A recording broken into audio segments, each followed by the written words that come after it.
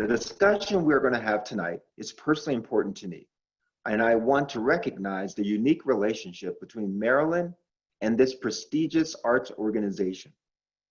The Phillips Collection and the University of Maryland's partnership goes back to 2015 and revolves around a shared vision of the intersection of the arts with innovation.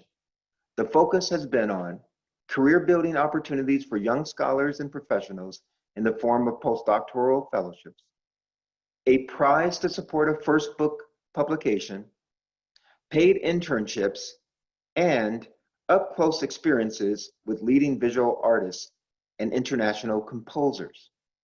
We have worked with students and professors in art and art history, graphic design, computer science, education, and much, much more. Last week, we kicked off the 4th year of the University of Maryland and Phillips co-taught continuing education course. This is for pre-K-12 teachers across the DMV region to learn how to integrate the visual arts into core curriculum. Previously in this course, teachers learned how to use stop motion animation and contour line drawing in their classrooms, and robotics and engineering teachers led students in the design of art bots. Tonight, on the Artists of Conscience panel, I am proud to have my colleague, Dr. Sharon LaVonne Fries-Britt, a University of Maryland professor of higher education in the Department of Counseling, Higher Education, and Special Education. Her research examines the experiences of high-achieving Black people in higher education and underrepresented minorities in the STEM fields. Dr. Fries-Britt was a member of the American Institutes of Physics National Task Force to elevate African American representation in physics. Her research has been funded and supported by the Lumina Foundation, the National Society of Black Physicists, and the National Science Foundation. She brings a wealth of knowledge and insight and experience to the issue of race, representation that will be discussed this evening. And I'm proud to call her a friend and colleague. I want to say thank you again to the Phillips Collection for your ongoing partnership and for organizing this event this evening. And with that at hand, I want to hand the program over to Vesela Sertanovic, Senior Curator of Modern and Contemporary Art at the Phillips Collection. Thank you. Thank you so much, Darryll, and thank you all so much for joining us tonight for what I believe will be an amazing evening of short and inspiring presentation by 6 remarkable women coming here together from various areas of higher education, as we already heard of Sharon LaVonne Fries-Britt, Susan Unterberg from philanthropy, and 4 wonderful artists coming from arts, J. Ko, Jean Silverthorne, Renee Stout, and Wen Ma, all to commemorate the 100th anniversary of women's suffrage and celebrate women accomplishments across the board. Next slide, please. Females make 50% of US population. And although significant progress has been made in the past decades in terms of women equity and inclusion, there is so much more to be done. Let's quickly look at this slide with the recent data collected from various US museums that shows some remarkable information. 87% of museum collections are work by male, 85% by white. Just 11% of all acquisitions and only 14% of exhibitions at prominent museums in the United States have works by female artists. Out of that, only 3.3% are by African American artists. In terms of sales, there is only 2% of auction sales by women artists. Clearly, all of this speaks to the continued struggle for gender parity and equitable representation of women in the arts. Next slide, please. Before we turn to our panelists who will engage this topic from their personal experience and professional practice, I want to say that this panel was organized in conjunction with the exhibition that we have currently at the Phillips, celebrating women artists in the collection, with a special emphasis on Anonymous Was a Woman Award, founded by Susan Unterberg, who is here with us tonight. The exhibition occupies the second floor galleries of the Phillips house, but given that we're closed due to COVID, we're really happy to be able to present this exhibition digitally. So let's quickly go to the next slide and run through the exhibition. For you who know the Phillips, you will remember these galleries. For you who haven't seen us, hopefully that will come soon. What we see here, we start with Anonymous was a woman presentation, and what we see on our slide is the work by Valesca Soares, Brazilian artist, called Fainting Couch from 2002. And in the background, we see a recent acquisition by Simone Lee, African-American artist, whose title is No Face, Crown Heights from 2018. Next slide, please. In the same room, on the opposite side, we again see this closer view of Valesca Soares' Fainting Couch, and we see Jean Silverthorne, Dandelion Clock from 2012. Jean, as many other artists who you will see today, were part of our program called Intersections, started in 2009. Next slide, please. And this is a close-up of Jean's piece, made all of rubber, and I call it a contemporary still life, talking or making us think about ephemerality of life and as we experience it now, and fragility of life. Next slide, please. And we're back to see the view of the same gallery with Simone Lee. And we'll have next slide, please, a close-up view. And if it's an incredibly delicate piece made of terracotta and the rose petals all made individually from terracotta and clay. And it's called Empty Face, not alluding to the emptiness of face, but all the anonymous African-American artisans who remain unknown. Next slide, please. And we're traversing to this adjacent gallery. We're gonna go around the corner. Next slide, and here we are with Renee Stout, our DC-based artist, who will be speaking later tonight. And we have 3 works of her. Elegba is the sculpture that you see on your left side from 2015, and 2 smaller recent works. Next slide, please. And here is a long view that shows the other 2 works and a print.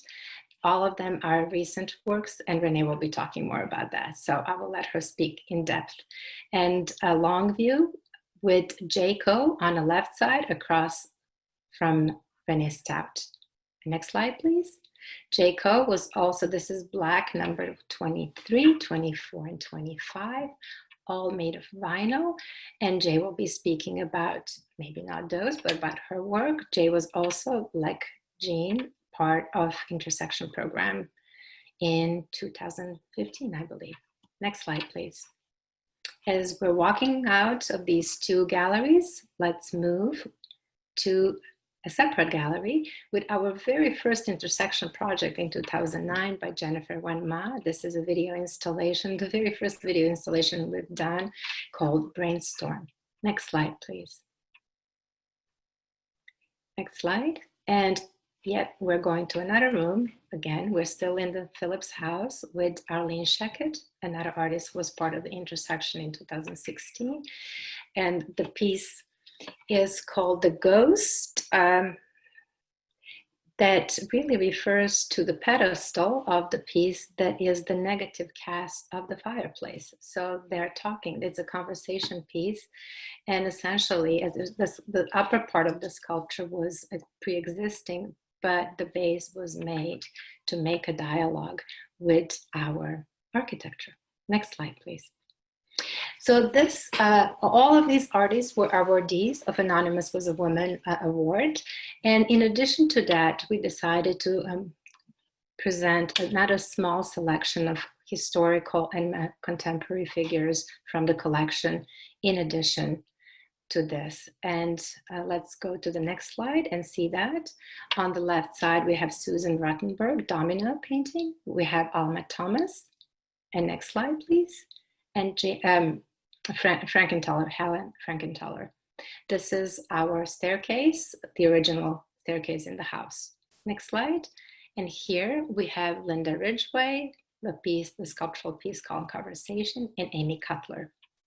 And then we're going to, again, you two who know the Phillips, we call this space the main gallery. And on the left, I'll start with painting by Kate Shepherd called The Red Rabbit, Bice Lazzari, an Italian artist from the 50s. And we have a G-band quilt, and the work next to it is by DC-based artist Helen Frederick. Next slide, please. Trying to give you a 360 view with our new technology. And this is another view, and the piece that we see on the right side is Annette Messager. Next slide, please. And here we have Annette Messager. We have,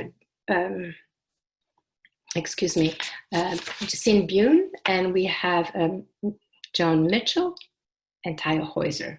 And next slide, please.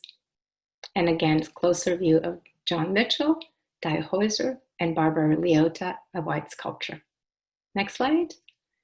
And this was a run through. I know, hopefully you'll be able to view this sometime in person, but also on our website, we did a 360 shoot of the installation with the hope that until we get back to the museum, this will be available on viewing digitally. Now, let's go to our panelists. We're honored to have tonight Professor Fries-Britt, Susan Unterberg, and 4 of the artists, recipients of the Anonymous Was a Woman Award, Jean Silverthorne, Jane Coe, Renee Stout, and Jennifer Wen Ma. We will proceed with their brief presentation in this particular order. At the end, we will have question and answer period, so please write your questions in chat, and at the very end, I will address them. If you have a particular person in mind who you want to answer your question, please indicate that in the chat. And with this, I turn the screen. I cannot say the microphone now. I turn my screen with a great pleasure to Sharon LaVonne Fries-Britt. Thank you. Thank you. Sharon, welcome.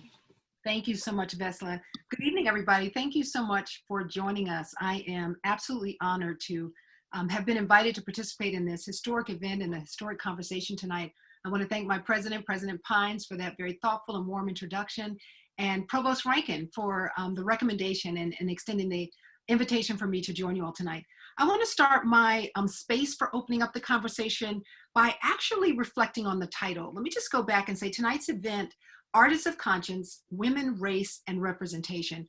I just want to sort of express my appreciation to the committee or the folks who, I know these things always take an enormous amount of planning, whoever put these words together.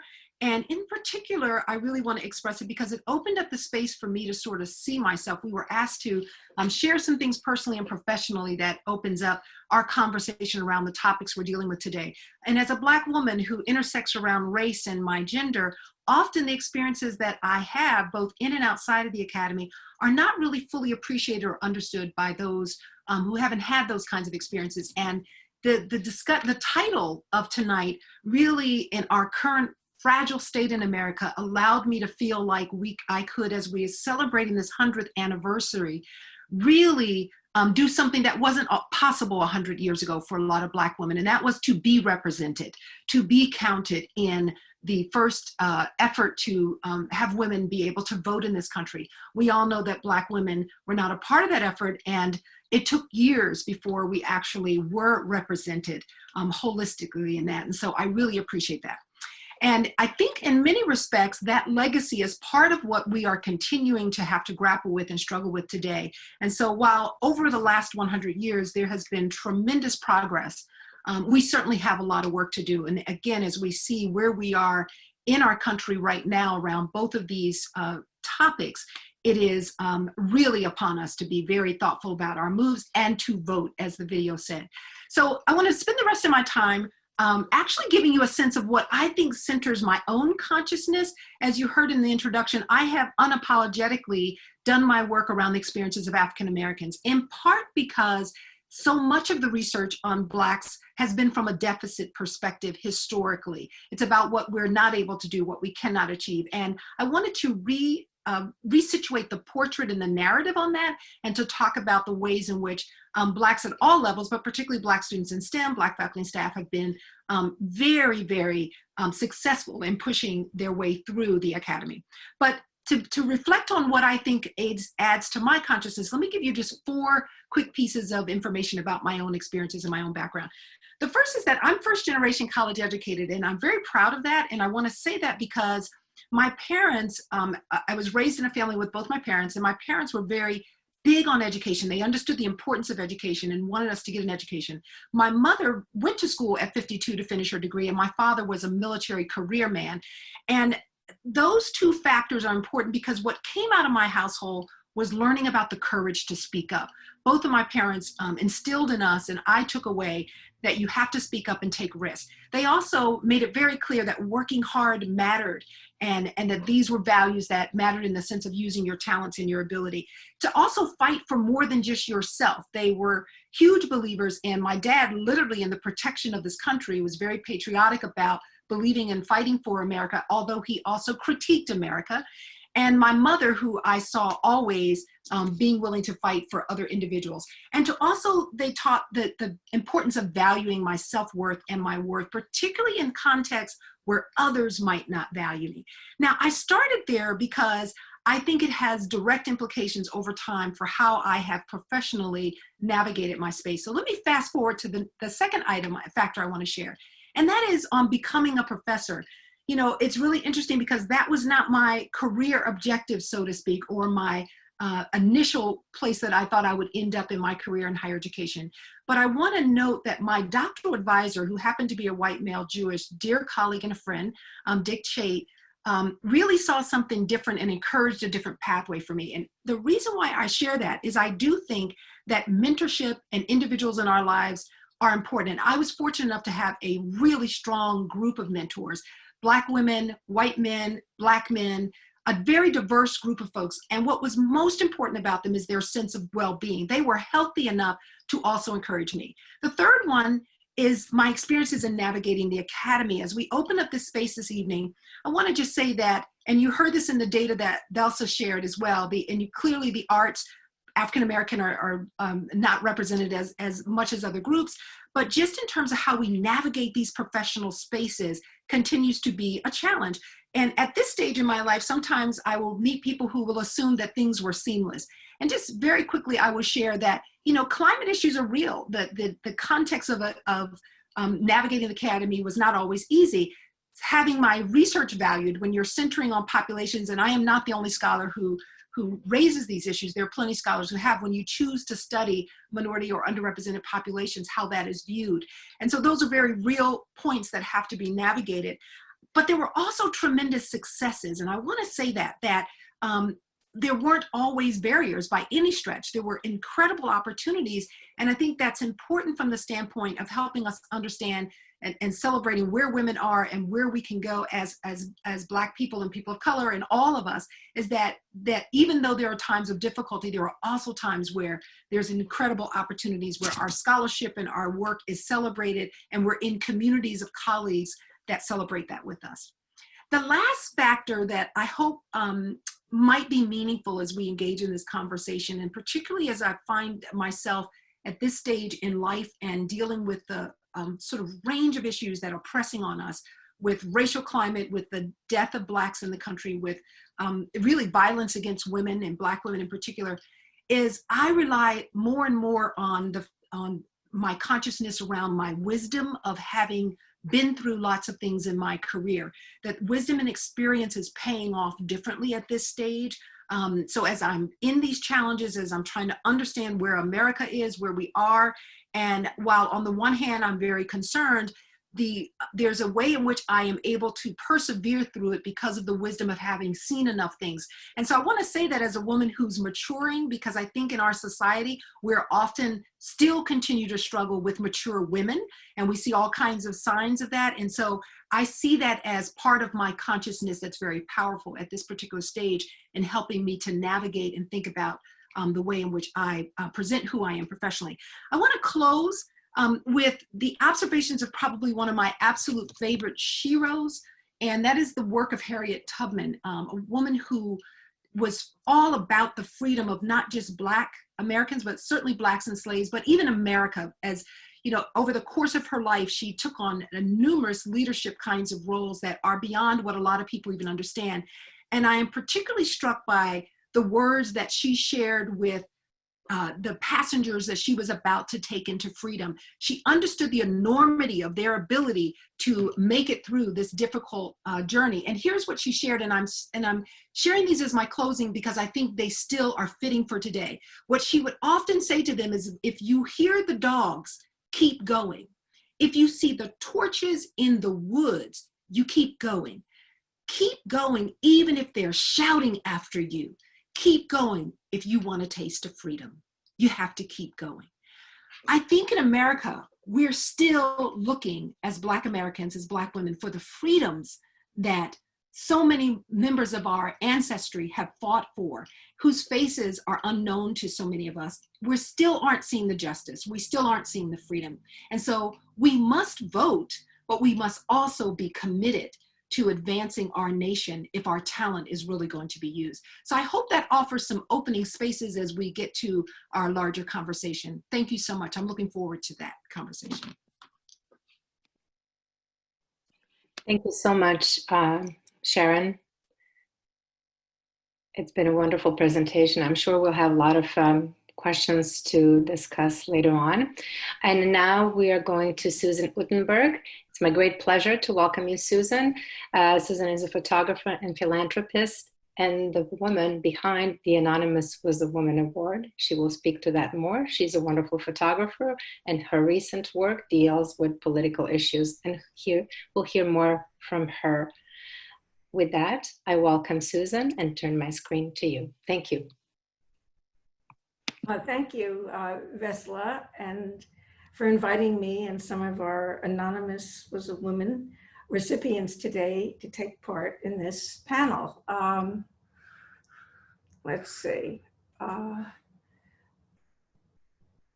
you see me, or I just see you, Vesla. Can you see me? Yes, we see you. Okay. I'm going to tell you something about myself and my background, which led me to start Anonymous Was a Woman back in 1996. I was drawn to photography from an early age. Even though I came from a wealthy and privileged family, they didn't necessarily honor the arts or the idea that a woman could have a career. I got married early, which cut short my education. I dropped out of college halfway through from my prescribed role as a housewife. I became dissatisfied with these expectations, which I was beginning to realize were societal and generational. Years later, I went back to college and then to graduate school, getting divorced along the way. The conversations I started having at school and through art showed me how my experience connected to ideas of feminism and equality. It showed in my work. Maybe begin slides, please. My early photographs had to do with the dynamics of family and intimacy, showing the structures of these relationships, but not their idealized forms. Here was an early series of mothers and daughters, and in this one, it's myself and my mother. And when I finished the whole series, taking other mothers and daughters, I realized it was about pain and how pain is transferred from one generation to the other. And it shows in one's wrinkles and other physical, facial attributes. I was grappling with false expectations that created, especially for women in childhood and marriage. I was trying to avoid the rules that circumscribed my mother's life. And then in graduate school, I met Marcia Tucker, the legendary founder of the New Museum, who also became a close friend and supporter of my work. She became a mentor. Marcia was an ardent feminist who actively supported under-recognized artists. In 1996, the NEA stopped issuing individual artist grants, and I had inherited a charitable foundation. All of this history helped me make the decision to found Anonymous Was a Woman, with the idea that both artists and women should help each other gain equality. By design, the award is given to nominated artists by their peers previous winners of the award, writers and curators. So the award represents a community of both support and recognition. Indeed, many of the 240 artists to whom we have given an award have commented that while the money has helped them pursue or finish projects, the recognition and sense of validation has provided the most lasting support.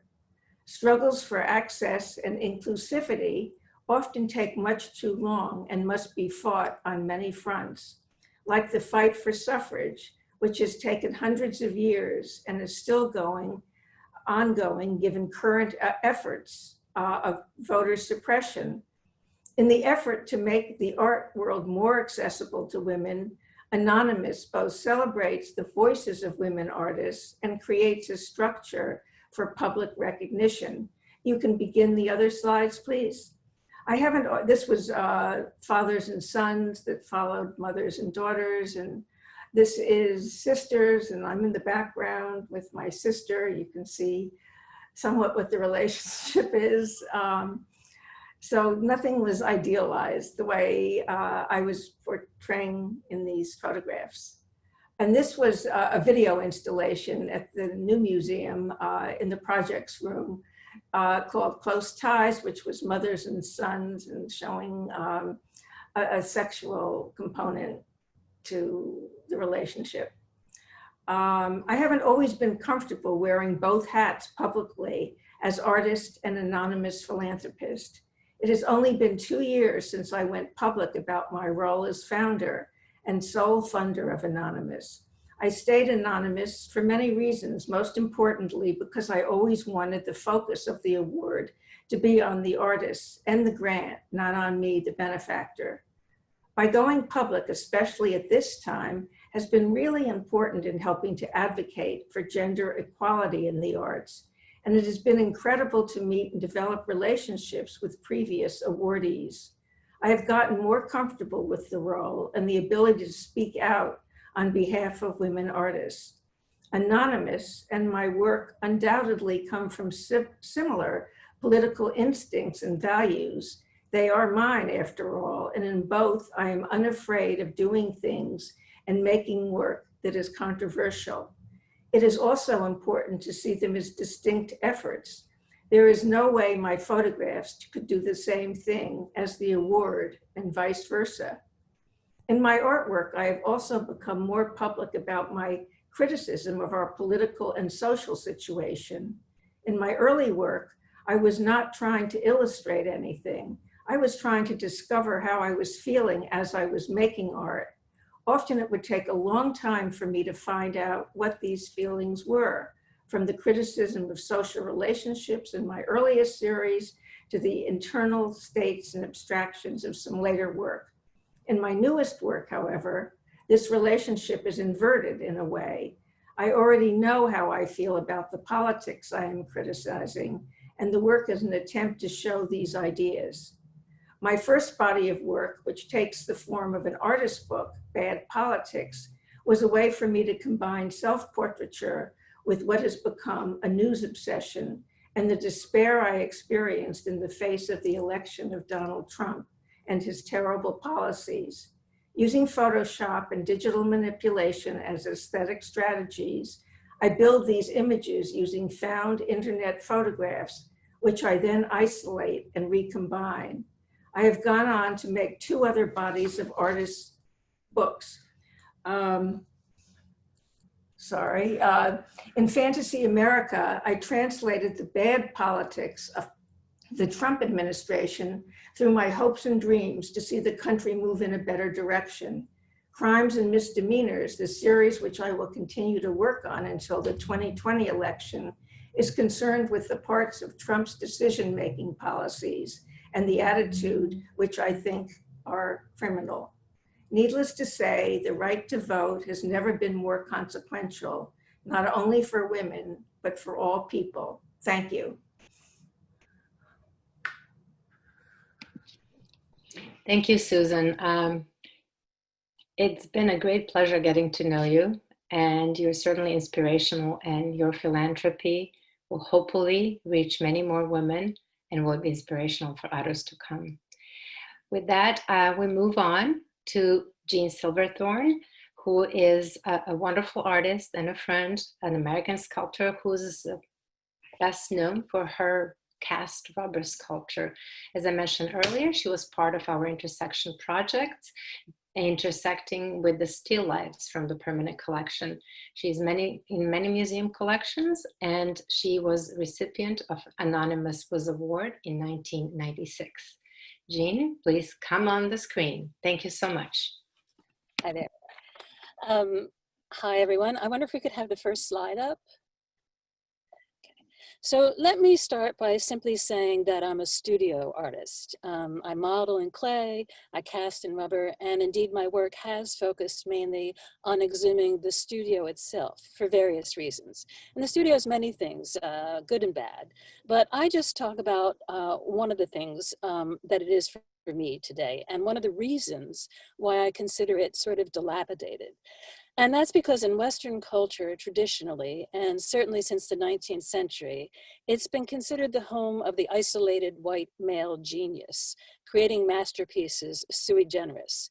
And because that concept seems to me so dilapidated, and because among others, women and people of color had no place in such a studio until fairly recently, I often question the paradigm of the genius and replace it with a very different occupant of the studio, who's far from the heroic version of art history. So you're seeing here various portraits of the artist, obviously self-portraits, depicted as desperate, or in this next slide, as unstrung, vulnerable, or even in the next slide, as a fly with eyeglasses. Why a fly?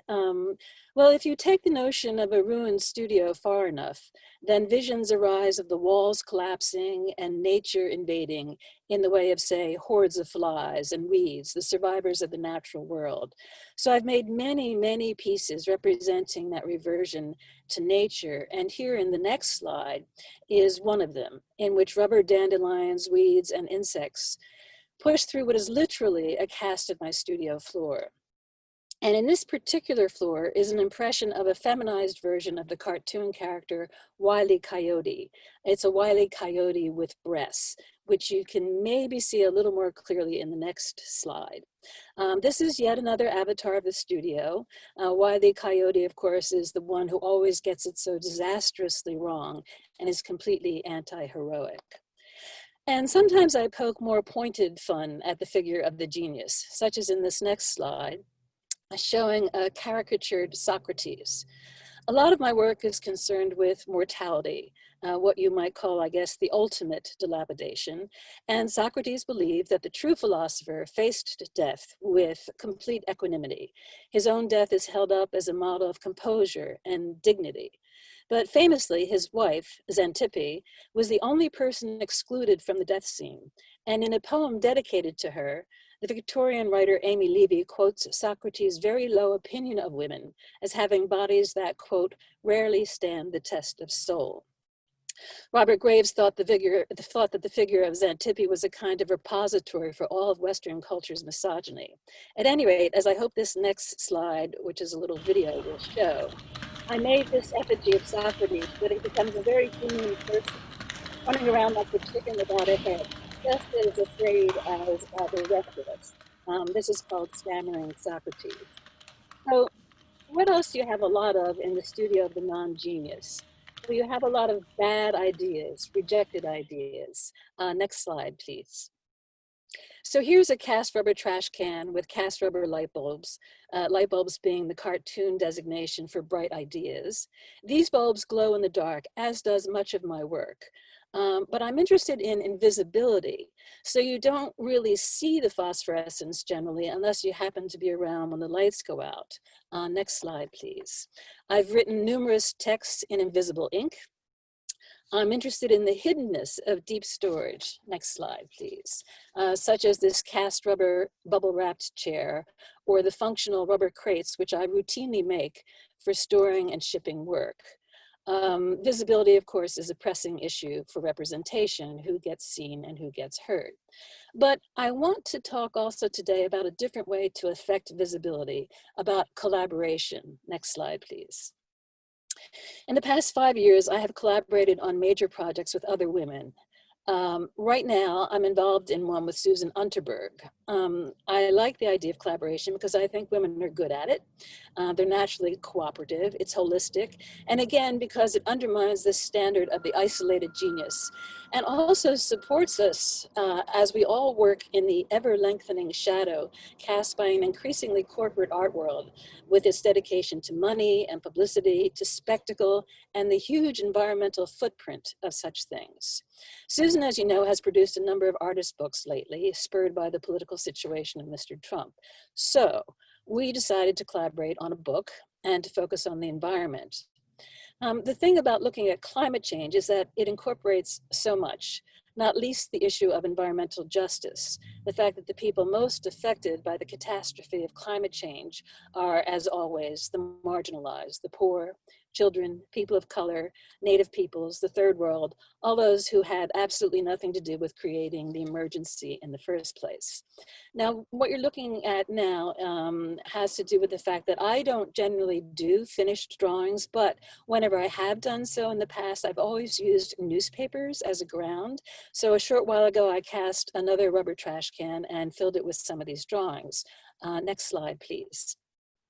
These were accompanied by a host of cast rubber flies, as usual, and I also handwrite, handwriting being another thing that's disappearing and becoming invisible. I handwrite quotations from texts that seem to me appropriate to the topic of the article. And maybe we could have the next 6 slides, numbers 59 through 64. These are a few of Susan's images for the book. So in our collaboration, we have on the one hand, Susan adapting her photographic method to be speedier, sketching and collaging digitally to respond immediately while I work more slowly. We decided to focus on the New York Times as the source for the articles, which have been appearing at the rate of 1 to 3 a day, recalling the book Disaster Diary.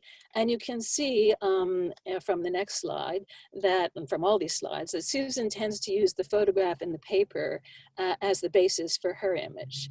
On the other hand, I seem to need something a little bit more neutral. And as the next 2 slides, 65, next 2 after this, and 66 will show, I work on the weather map, which appears daily in the Times. And hopefully at the end of the project, there will be one for every month.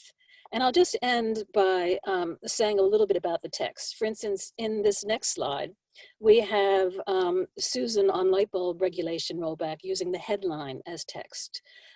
In the following slide is my light bulb drawing, and the text is that brilliant, hilarious, and defiant preface from Ralph Ellison's The Invisible Man, in which the narrator talks about stealing light for his Harlem basement living quarters from the monopolated Light and Power Company.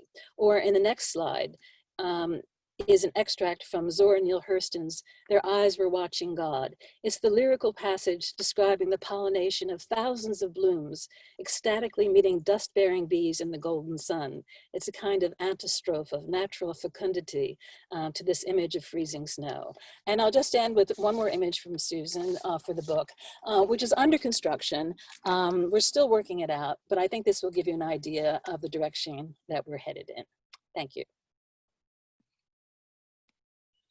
Thank you, Jean, so much. This is the first time, at least for me, to see your collaboration. I've heard so much about it, and keep going. What can I say?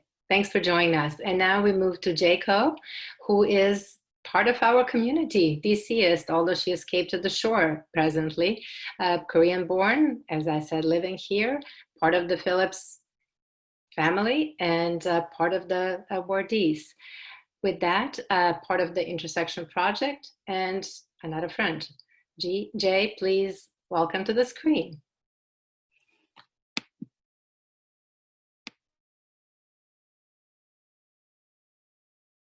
Jay, are you there? Okay, Oh, sorry. Okay. Okay. This is Naive. when you're far on the shore. So we had Jean from the parking lot in upstate New York, and now we have Jay from the remote studio at the shore. Naive and fearless young woman left her country when she was 19. The world wasn't as sweet as what she dreamed about, but she never gave up. That's me. That's Jacob. I don't want to live in the world my mother and my grandmother lived in, where career choices for women was so limited. I'm Jacob, as Vesela mentioned, works and lives in Chesapeake Bay, Maryland. The material I have always been paper since the 80s. From 1996, I started to use recycled paper. Paper is everyday material in our life, but when you try to work with paper, it is difficult and very unforgiving. It's heavy, hard, rough. I've learned from those characters. Well, constant experimentation is what brings me the greatest joy in my studio. And let's go to what I do with paper. I made this piece after so many experimentation with paper in 1996. Oftentimes, I rely on material makes the shape for me, but it's not an accident. It came from memory of my experimentation. The way I use paper, it was not born to be used the way I use. I use pool of water mixed with ink, then whole rolls of paper I re-roll and shape, then everything goes into the pool of water. When paper absorbs the water, it starts to rise. Yes, paper makes the material makes the shape for me. Well, when I was in Japan and studied art, I got to know a few Korean monoho artists such as we know, Won Lee, Kosinski, and Kwak Dok-jun. They told me the interesting story behind of their life and work. Their works are simple and poetic and always singing to me. Next, please. Well, using black sumi ink for years, and this work is made out of adding machine tape, recycled adding machine tape, and one before black one too. Using black ink for years, my mind was moving toward the color. I asked myself, what's the meaning of color behind myself and my culture? Red, black, yellow, white, and black. Those colors are associated with 5 elements of traditional Korean culture. Blue means wood, red means fire, yellow means earth, white means metal, and black means water. I use those 5 colors. I think that's in my nature. Next, please. And this is also recycled adding machine tape, and I use vivid ultramarine blue. And next, please. Adding machine tape with white pigmented ink, and when you see on the right, it's Elmer's carpenter's glue. We drive across the country every year more if we can. When I am touched with this wild place, it is speaking to me with visual language. This piece is inspired by Bristol pine tree. Long living tree exceeded 4,000 years of age. Spectacular growth forms of twisted. Resilient to harsh weather and bad soil. How precious wild places are. And left a twisted white paper adding machine tape while using vivid red and yellow and blue. I want you to reduce the tone of color. White makes it disappear on the white wall, and yet the shadow supports the shape. And right is twisted paper with carpenter's yellow glue. Instead of using yellow pigment, I choose to use yellow translucent carpenter's glue because I can see the layers of representation of tree rings. Next, please. I revisit ideas from my sketchbooks with things I might not have understood what that means and shape. But it is always, back of our mind. We went to Grand Staircase Escalante National Monument.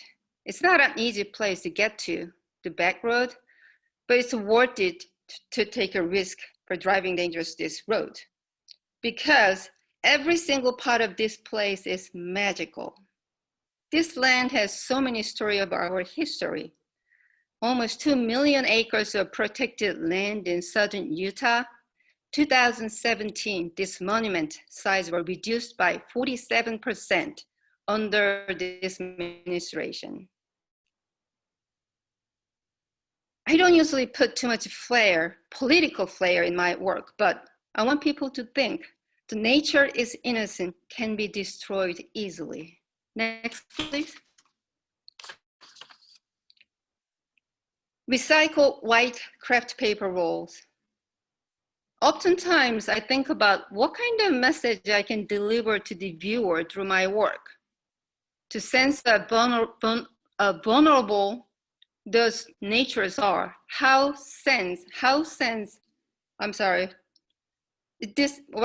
want to say is these natures are very vulnerable. Climate change, glacier, melting ice, yes, global warming. These installations were among one of those seriously affected cities by climate changes. Houston, New Jersey, and Shanghai. You can go next slide. This one is Contemporary Art Museum, Houston. This is New Jersey, Ground for Sculpture. And next one is Shanghai. I had a great conversation with Chinese young next generation about global warming. And next one, please. This is the last one. Black and blue. Well, often I revisit my sketchbooks, but often I revisit my work also. I do various series of work at the same time. So many things going on in my studio. Sometimes I have to drop something. This is one of those work I started in 1996 also. It's back. Soaking in the water and twisting and stacking and balancing. That's my nature of work. I ask myself, what are you making? What am I making? Well, Agnes Martin said, what we make is what we feel. Thank you. Thank you so much, Jay. It's wonderful to hear you and to see revisiting your old work. We will move to our next speaker, Renee Stout, another DCist. We're so happy to have you and happy to have your work in our collection. Renee was a recipient of Anonymous Was a Woman grant in 1999. She is part of the numerous collection in Washington and outside, and I will let her take over the screen and tell us her story.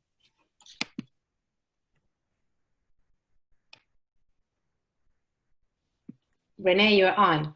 I'm on, but you know what? It's trying to tell me to start the, I'm trying to do that.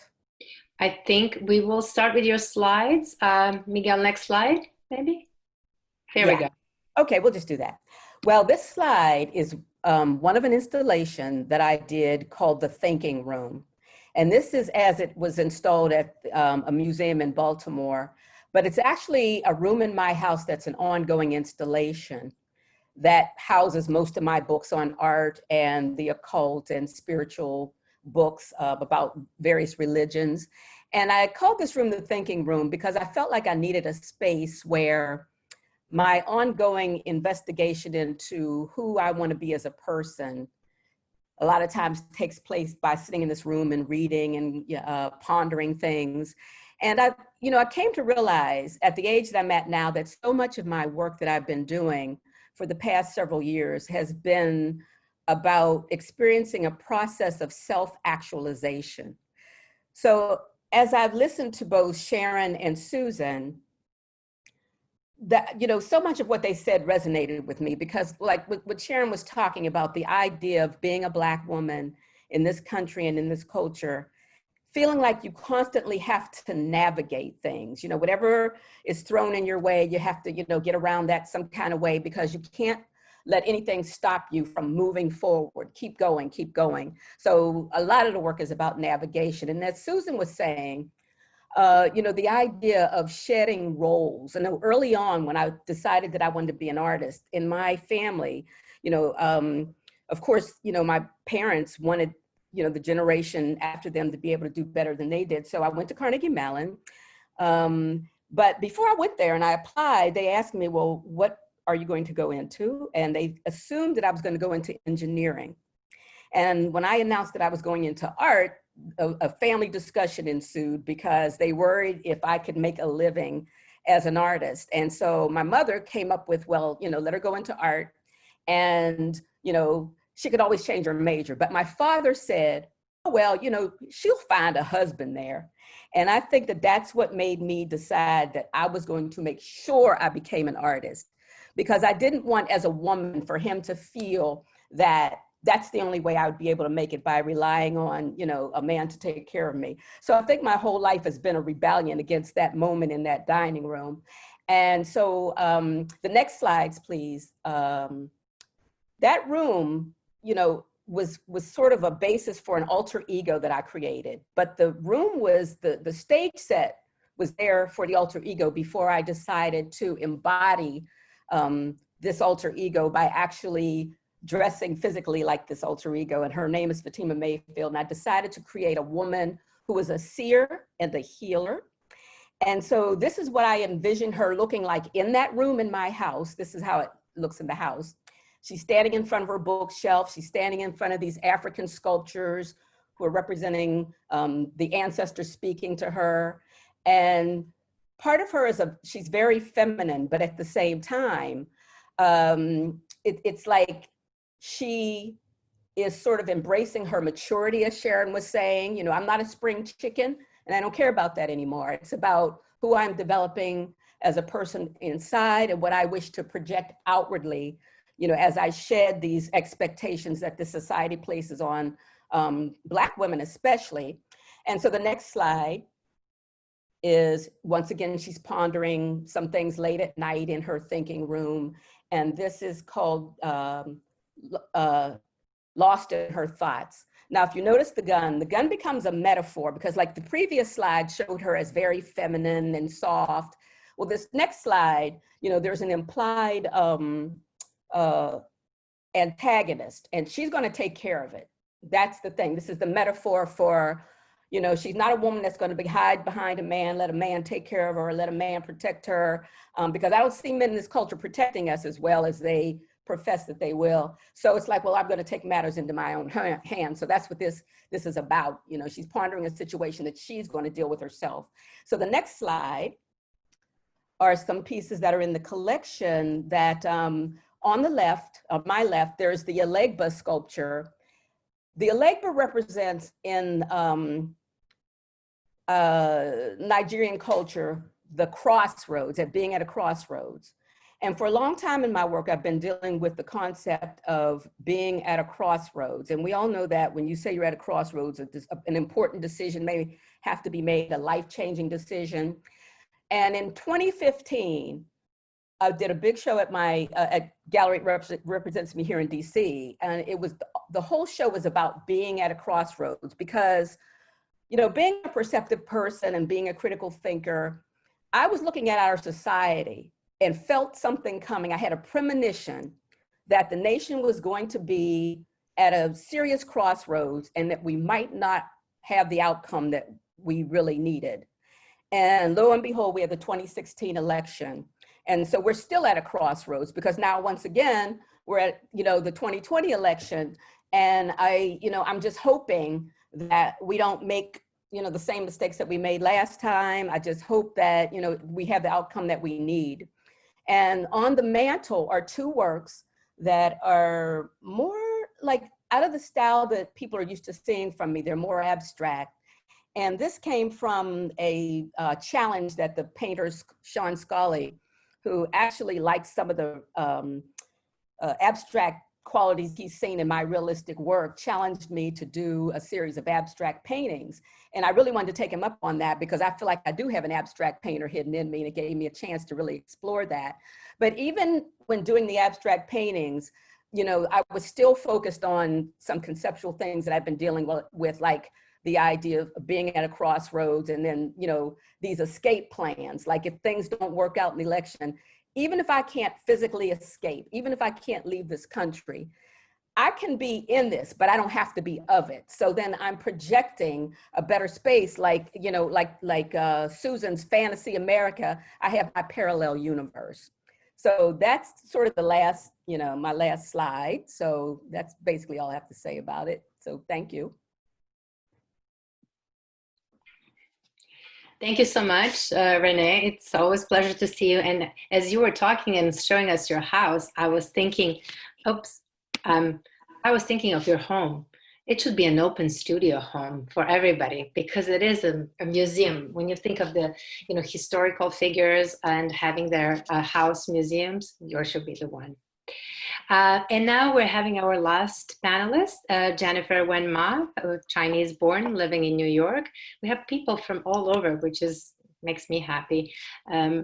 Jennifer was, as I mentioned earlier, part of our intersections. She was part of the Olympic team in Beijing a long time, well, not that long time ago. And her work is truly interdisciplinary.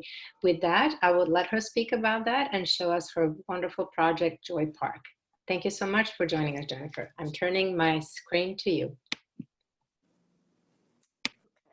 Thank you so much for having me.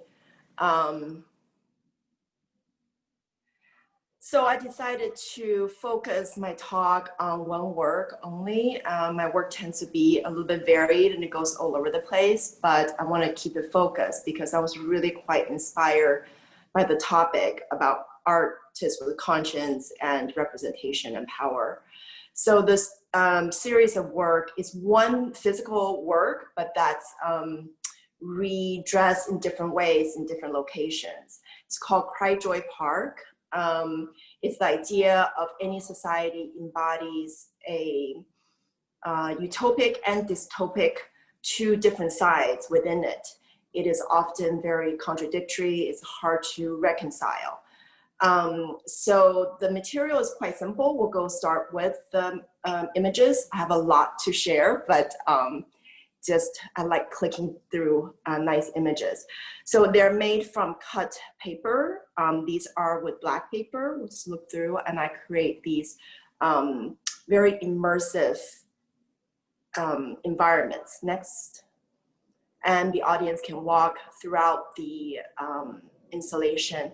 And this particular garden is installed with the ceiling, from the ceiling down. So it's very contained. It's dark. The colors of the paper is through the illumination of the lights from above. And then we'll pause this for a second. Then there are people working inside of the gardens during the entire exhibition. And you walk through to see this portal on the left and you walk through, next slide. And you walk into a white garden made from white paper, cut exact same way, but installed in very different ways to create a completely different space. Next. And there is a copper fruit that's swinging in midair through the space, cutting it in half, almost threateningly. So the works are in similar method, but because the way it's installed and the way it's intended to be seen, it gives completely different effects. So we'll pause here on this image. The first installation of this work was in Beijing, my hometown where I grew up. 70 years ago, it was a country that was set up that was supposed to be classless, that was supposed to be equality for all. And of course, from all the news and everyone knows, it's one of the biggest problems in the world right now in terms of inequality, human rights to social class. So this work is actually about class struggle because about 2 years ago, there's actually a conversation to categorize people into high-end and low-end people. And people are treated differently in society with different kinds of policies, depending on whether they are high-end or low-end. And I think artists really tread that line because what we make could be considered high-end. They're in museums, they're sought after by collectors, sometimes at very high prices. But when you really look at an artist's work in the studio, it is very like a craftsman. It's like a day laborer. Work, whether you're using paint or plaster or whatever material you're working with. So the labor in itself, it could be labeled as low end. So I think art treads that line and can create really interesting conversation. So I hired day laborers. After the exhibition opens, they're in the space. There's the next slide. They're in the space and they worked through the exhibition every day, cutting, trimming, replacing, and positioning the gardens so that it was their final labor that determined the final outcome of the form. So it really puts in question of what is the value of labor. Next, the work traveled to South Carolina, Charleston. I spent about 5 weeks there in 2015 for a different project. And I immediately noticed being there, most beautiful city, and I not spent a lot of time in the South. I just felt something quite unusual. And being from New York now, have lived here for 20 years, it became very quickly the racial divide in this city was so stark. So when the Halsey Institute invited me to do a project, I asked whether I can investigate this.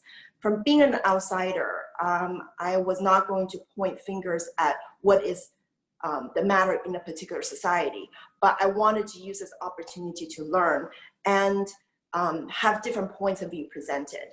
So the dark garden you see that is installed in one gallery, and then next image.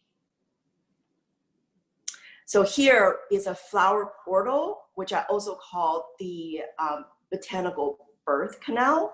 So you walk through this birth canal and you walk into a different space. Again, completely different, because the intention that is how it's installed, it could be the same material, but the way it's installed creates create completely different spaces. We'll just click through these images very quickly. But more importantly, next image, and next. Here, we'll stay here for a second.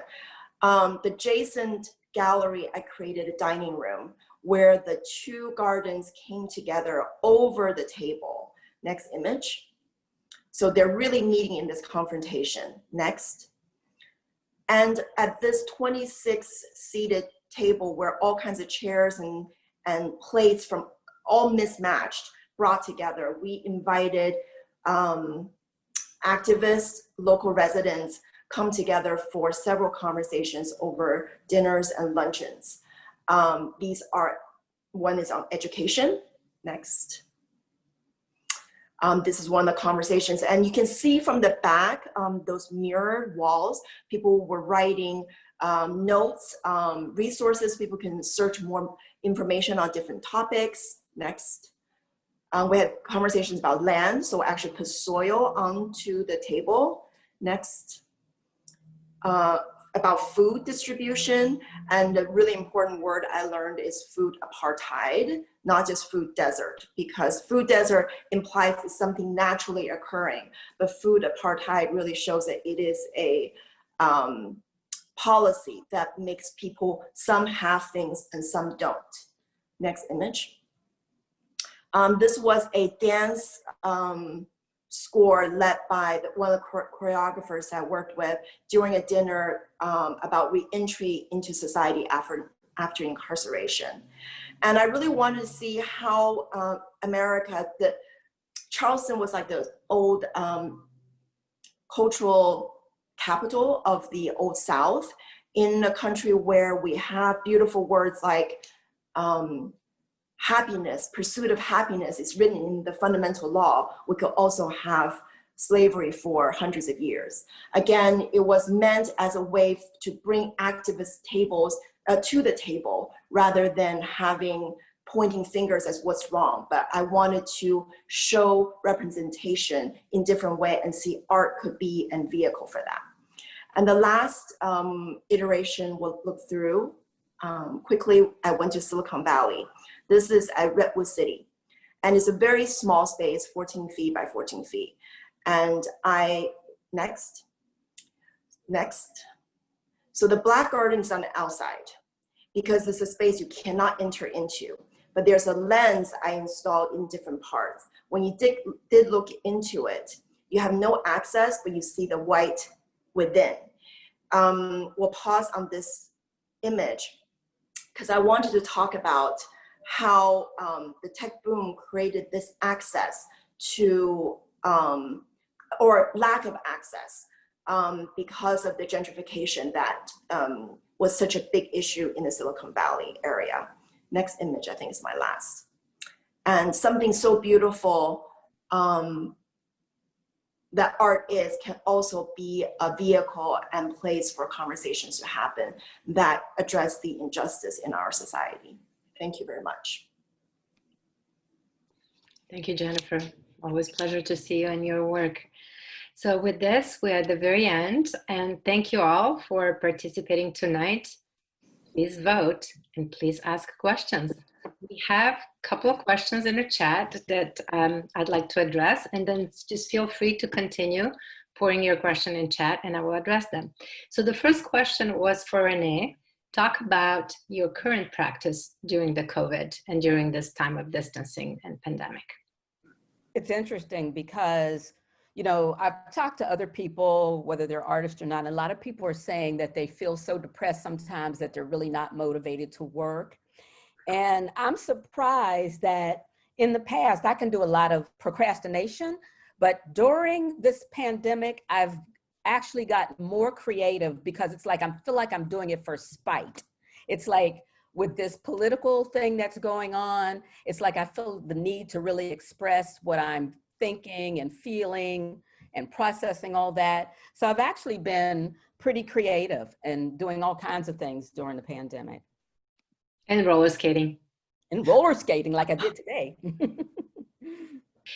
Thank you. And there was a question for Jennifer about your immersive gardens. There were a lot of comments in our chat. We want something like that at the Phillips. And I said, sure. Could you talk a little bit more about your gardens? Because it's a concept you've been playing with for a long time. Yeah, they're collapsible. But one thing that I didn't have a chance to talk about in this is that they're made from paper and they can be expanded and twisted and moved into any space. So that's why I'm able to take this physical to black and white gardens of, you know, many sheets, many square feet of that, and then install them according to the space I'm in. And it could be large, it could be small. And it's very labor intensive. It's a lot of drawing, cutting. It's when we install, we work with a big team. So for me, because the scale I work at, I really do work with a team of people. We try to, so that's why the idea of labor became super important to me. Like, why is it that one labor is valued at this and someone else who's doing the exact same thing? Of course, intent and concept, you know, we're artists, we understand that, but there's such a disparity, and I really want to use the first iteration to discuss that very important issue. Thank you. And here's the question from Dorothy. Sharon and Susan talk about pain being part of their life, and it's as a powerful feeling and powerful emotion. If you can address that a little bit more. And I would add to that, and I kept thinking something else as I hear two of them, and all of you, wisdom and experience. And what can wisdom teach us? So to both Susan and Sharon. Basically, specifically, it was pain passed down from generation to generation. And that strikes me as just so, maybe I'm at a point in my life where I see that backwards and forwards. And I just think it's such a powerful idea. I don't know if either of you or anybody would want to expand on that. I mean, I'll start, and thank you. I appreciate that question. You know, the passing down of pain in the Black community historically is just real. In our families, we tell that usually there's histories of how our direct family members have been impacted by slavery and the histories in this country, but also just pain in the workplace, pain in society. That's a real part of having to navigate what it means to be a Black woman, I would say, and knowing what to do with that pain and having a sense of feeling like there are options, because you can't keep carrying it. And over the course of my life, I've learned how to creatively, through my speaking, through my work, through my writing. So even, for example, it's interesting, the pain I felt I had to endure initially to hold on to my research topic of centering Black people. Continually getting from people, I have to have a comparison group. That was a painful, that's an intellectual pain. That's a different kind of pain. I am so glad the mature me, 20-something years down the road, am so delighted I knew how to stay the course, because the Black Lives Matter movement is really what I was saying all along. These kids, these students I'm studying, my community matters in the academy. So pain is very real, but it's also very fortifying in its own unique way. When you have had to endure pain, when things are going well, there's a momentum I know how to, like, I'm used to being, I'll say this and I'll pass to Susan. I learned how to be a warrior from both my dad, the warrior, but my warrior spirit is well established. If anything, in this season of my life, and I see you, Renee, I was definitely relating to it. I totally get it. So I am an automatic warrior. I've had to learn how to also allow the well-being, because when you travel through pain and you're fighting for more than just yourself and a community, you have to know how to live in that space but not lose your joy, and to know that you are of value. So I feel honored and privileged to have expanded my skills in a way that I can carry a lot of different emotion and have a repertoire of skills around that emotion. That's what I would say. Thank you. Thank you, Sharon. Mm-hmm. Susan, would you like to say something from your end? Or anybody else? Okay. I think Susan's, your mute is on. I think she's trying to speak. Mm. Unmute yourself on the screen. Thank you. Thank you, Sharon, is what I wanted to say. But my pain is somewhat different. It has to do with familia, my family, and trying to overcome certain hurdles I felt as a very shy young girl. And I think, as kind of what Sharon said, as I've become more comfortable in my own self, my world has expanded, and I have realized I have gone further than I was ever meant to go. And although the pain's still there, I don't think it ever disappears. And I feel the pain of others as well. The political pain, the Black Lives Matter pain, as much as I can as a privileged white person. But that's a good question. Thank you. And I'm going to go through some other questions. There is one from an artist asking all artists, how do you connect with other artists? It seems to be very isolated for me. So, assuming that this is during COVID, assuming the question's about COVID time. It was not specific, but Well, I think, even Jean talks about the isolation in the studio, and studio is being a solo place where you're very alone. So, the only time I seem to connect with other artists is like, at an opening where you get a chance to talk. And I have a couple of artist friends whose studios I can go visit sometimes. But I think for the most part, I pretty much stay in and do my work. And I don't know if that has a lot to do with the fact that I just enjoy being in the space, but I think there's a big part of me that's an introvert. And so, I don't tend to meet people all the time and hang out, because when would you get the work done? It seems like there's so much, we're pulled in so many directions that you have to kind of do a little bit of everything. You got to do your Zoom conference, you got to do this, you got to do that, but you got to make sure you get in the studio too. So I don't think I get to, connect with artists as much as I would like to, but, I don't know how to answer that question. Anybody else would like to jump in? Well, I could say that, like Renee, I feel like the best place to be is in the studio, despite my critique of it. It's also Virginia Woolf's room of one's own. It's a wonderful place to be.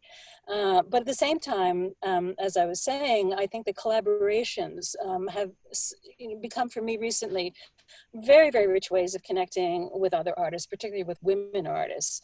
And, even though I'm incredibly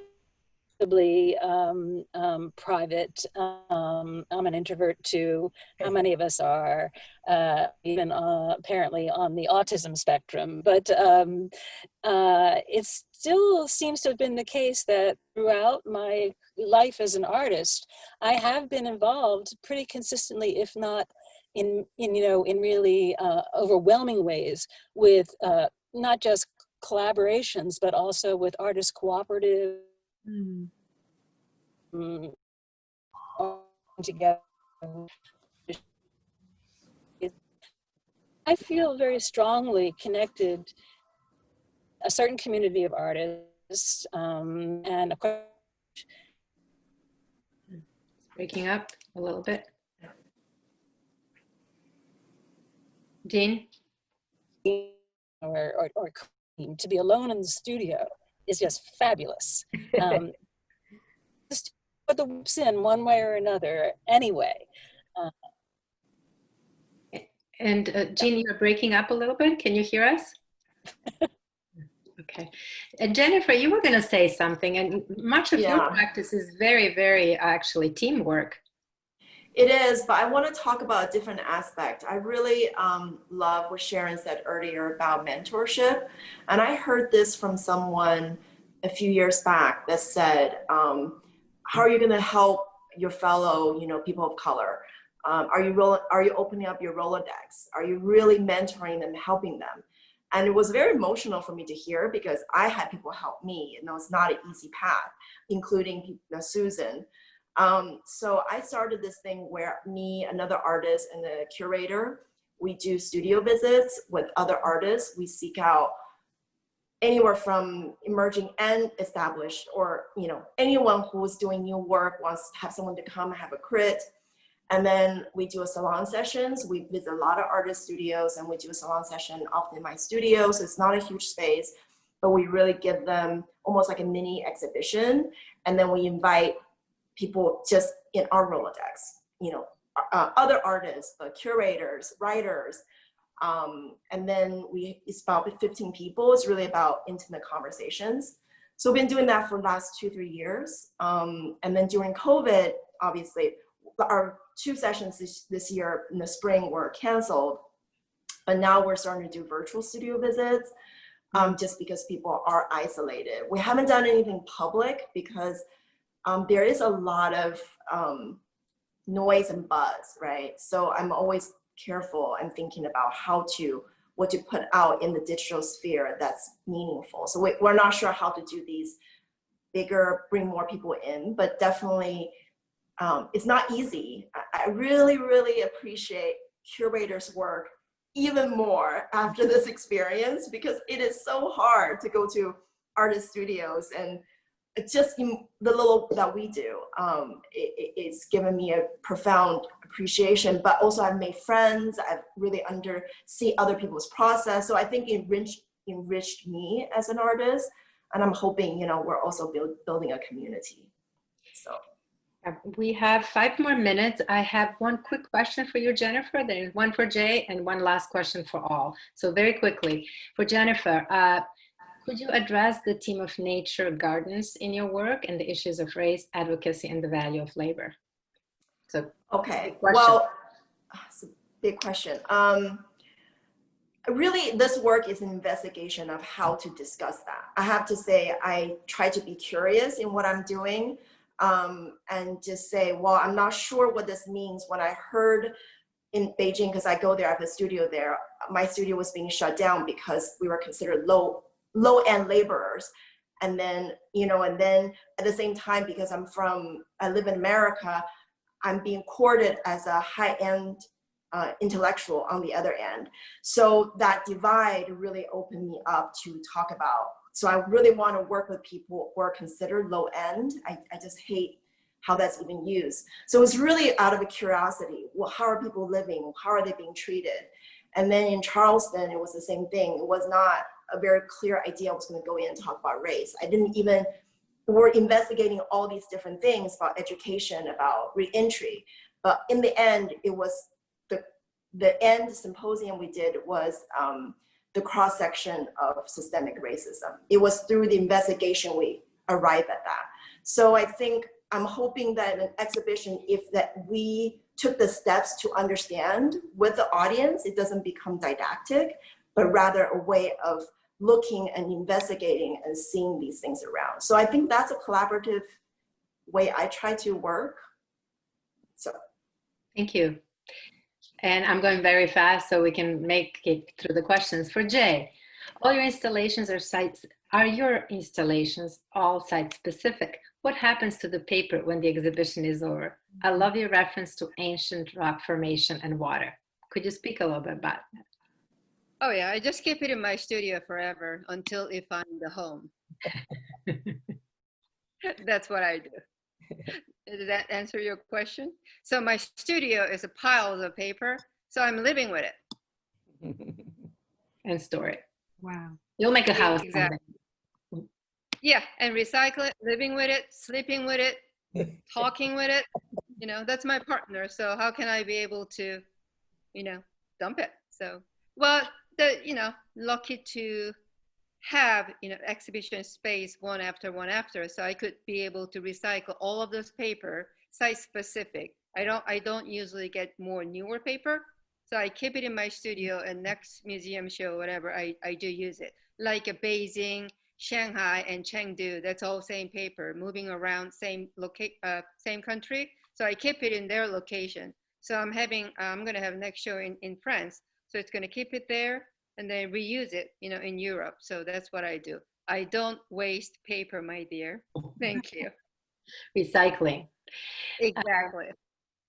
And a question for Renee. Renee, will you be making more abstract work? I like your parallel universe analogy.